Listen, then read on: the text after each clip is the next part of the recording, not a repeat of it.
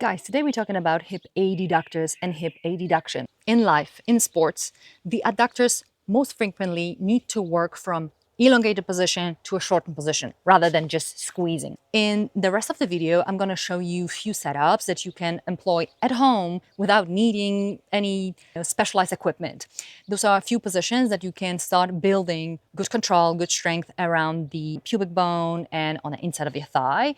And you can also employ those exercises in your rehabilitation as well. But on this channel, we're talking mostly about prehabbing, right? Being proactive with our training and also trying to prevent rather than treat. This is episode 5 of the Hips 360 series.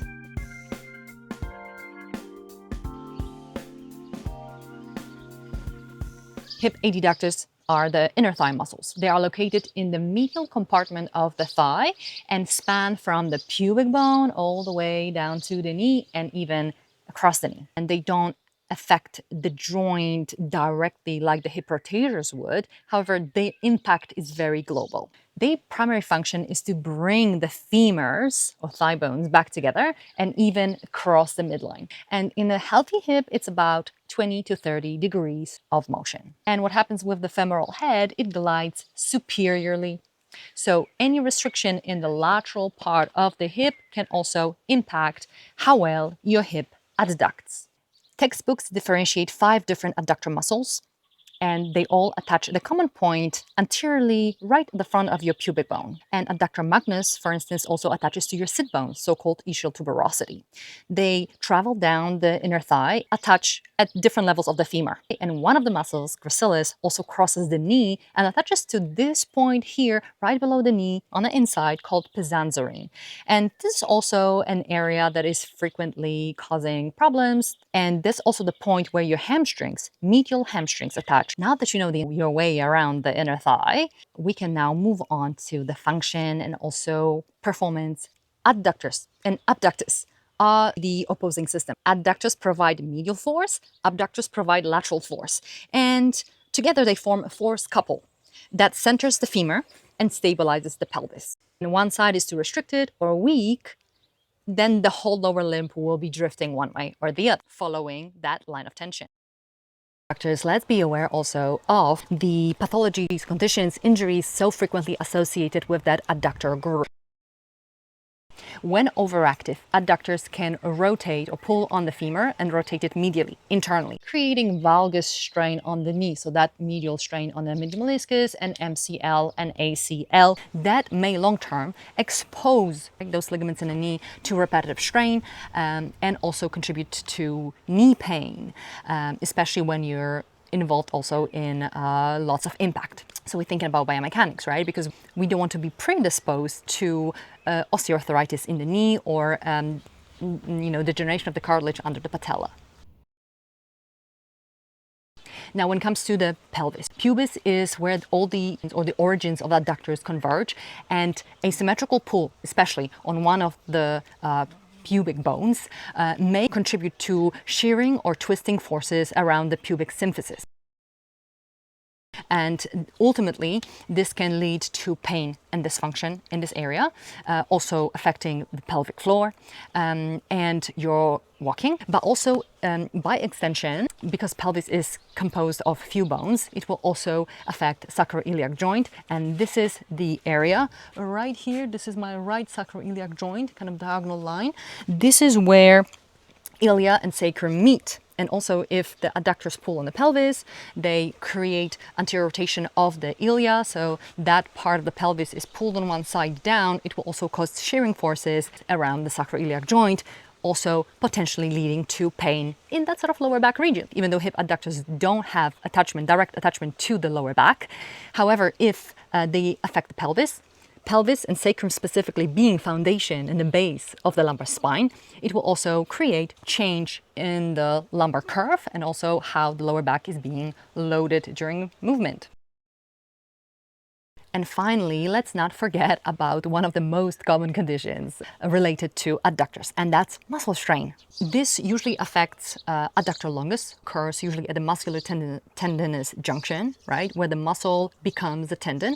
Sometimes it also happens at the attachment point right at the pubic bone. How does it happen, right? So think of the mechanism of injury. Imagine that you are playing sports and you need to take a mega step to the side or backwards, and it's sudden. So from standstill to the sudden wide position, where the muscle is being stretched beyond its capacity or beyond its limit, the soft tissue damage occurs. And this is primarily caused by by forceful eccentric contraction, which means the muscle is lengthening, but there's a load placed on it, right? And this is usually during explosive movements. So think of activities like football, hockey, martial arts, tennis, dance. Those are activities that we love to pick up in the midlife, don't we? Those are fast, wide, dynamic movements that require rapid deceleration or acceleration into wide base, usually or frequently unprepared for, what results in injury and strain. Think of forceful split. If you slip and you go into a split, or you fall and you take a big step to protect yourself, that places immense sudden tension on the musculature, and obviously nervous system is involved. When you put sudden stretch on the muscle, remember I talked about in this video about splits, I talked about the muscle spindles and Golgi tendon organs, right, that react to that sudden stretch, and then nervous system will create contraction to protect you, right, to protect your body, to protect the muscle. Extension, abduction, and external rotation, because this is the position where your adductor longus is at its longest, and ultimately when there's also load on it and speed, well, this is its most vulnerable position. There was also a study that showed that the kind of biggest predictor of groin pull or groin pain is actually weakness in the adductor muscles. And they found that lower adductor strength at baseline significantly predicted subsequent groin pain. You may ask, what does it mean for your training? Well, that means we want to bring symmetry to the right and left side, so they're equally strong. We've got good neuromuscular control in those muscles, so the nervous system is comfortable with you putting sudden demand on the muscle, right? Putting it in a long position under load. So we want to train positions we are most likely to get injured in, and that means we want to train that extension, abduction, external rotation, right? And for instance, Cossack squats will do it. Side lunges will also do it. But before you attempt those dynamic movements, we want to build strength and control gradually. So now we're moving on to the training block, and I'm going to take you through short positions of the adductors and long positions of the adductors. So we're going to be working on isometric contractions, which means the length of the muscle does not change when you contract it. You engage it, but you don't change its length. It's safe. This is frequently very good for rehab exercises, but also as a beginner, sort of building up, helping stability of the pelvis and knee. And then we're going to work also on isotonic contractions, which means the muscle will be changing length, right? We're going to be either working towards the short range or long range. So we've got concentric and eccentric loading. And guys, obviously let me know in the comments how you get on with it. Let's begin with isometrics. We begin with the Pilates circle, and I'm showing you here multiple variations, different setups, and you can pick the one that works best for you. Adductor isometrics in the bridge, where you're also working on your glutes and hamstrings. Alternatively, you can do this in a squat position with your back against the wall to also work on the pelvic floor and the quadriceps, or the seated variation if the other ones don't work for you. If you want a bigger challenge, you can choose this quadruped position with a knee hover, and you're working also shoulders and abdominals. Now, the supine option would also challenge your gracilis, which crosses the knee joint. I particularly love this variation with a Swiss ball between the ankles, and this will work all the adductor muscles as well as hip flexors and abdominals and the quads. So it's amazing because you're already working in a slightly longer position of the adductors. If not, try the standing variation. It's also quite spicy for the adductors. Amazing variation, especially if you're doing a rehab for your groin after a groin strain, or for simply your adductors. If you already have a knee valgus and kind of instability in a lower limb, this is an amazing variation that I'm applying a lot to ensure correct alignment of the hip, knee, and foot. So you're simply pressing into the roller. Okay guys, so now we're moving on to concentric loading. This is Copenhagen plank. We're going to do modified variation, a little bit easier with a short lever. So find a cushioned surface. Could be a gym bench. You could do what I'm doing, a little cushion on a stool, or use a sofa. And you simply lifting the pelvis into a side plank position. This is going to be quite intense for your inner thigh. So progress with caution. And also this will really work your abdominals. And it's quite intense for the shoulder, but it's definitely something worth trying. Now, here is level 2 with a long lever. If you don't know how to set it up and you don't have a bench, simply use a stack of books or blocks.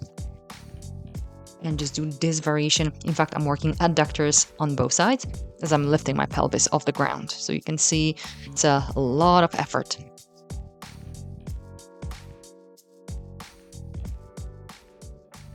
Okay, and now into side lying position with the lift offs. Okay, so we're gonna work into the shortest position of the adductors. The setup is quite essential, so you support your ribs and your head and your leg. And I like to gradually add some plates or some ankle weight. So I'm working here with 1.5 kgs, and I'm gonna double this in a moment. And this was a very safe, very controlled position. And I'm gonna show you in a sec a little add-on, little variation. So here you're gonna feel your abs bracing a lot, right? I could actually feel how everything is stiffening in my trunk because I'm trying to keep my pelvis really still so I can focus on the hip only.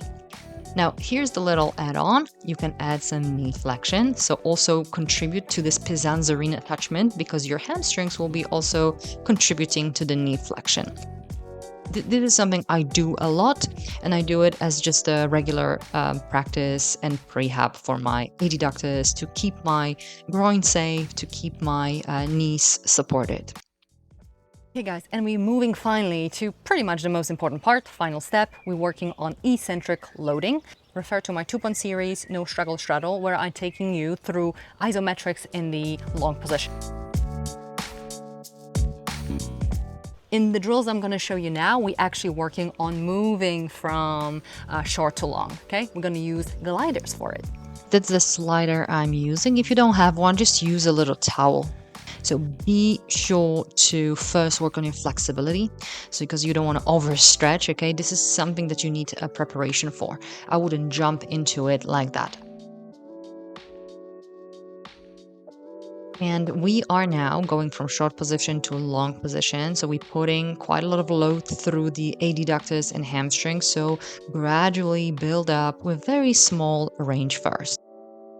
Now with all that preparation, you are ready to expose your muscle now to speed and bigger load, right? So you can increase weight, you can increase speed, you can make your movements more dynamic, and then let those movements and that training translate to your life and to your hobbies. I hope it helps. If you enjoyed the video, if you found this useful, give it a like, subscribe, and share with whoever may need this. And I will see you in the next episode.